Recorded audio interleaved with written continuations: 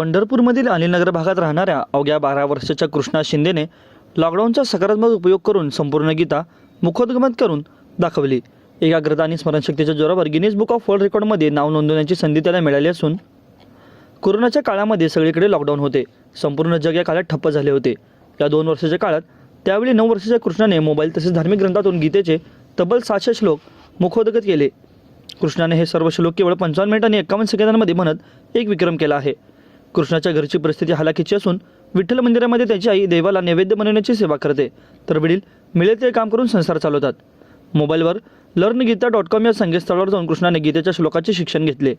लॉकडाऊनच्या काळात कृष्णाने गीता शिकवण्याचे काम केले। आज केवळ 55 मिनिटात तो संपूर्ण 700 श्लोक म्हणून दाखवतो।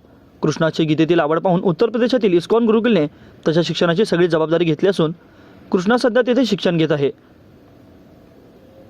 गीतेच्या श्लोक पाठांतराच्या अगोदर 77 मिनिटाचे वर्ल्ड रेकॉर्ड केले होते, मात्र त्यापेक्षा कमी वेळात सर्व श्लोक म्हणण्याचा त्याने सराव केला।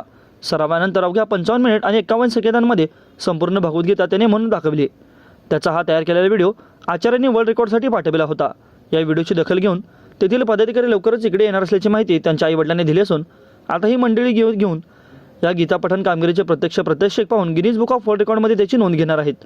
कृष्णाच्या मदतीला आता अनेक जण पुढे येऊ लागले आहे असून गिनीज बुकमध्ये नोंद करण्यासाठी लागणारा खर्च उभा करण्यासाठी कृष्णाचे कुटुंब धडपडू लागले आहे।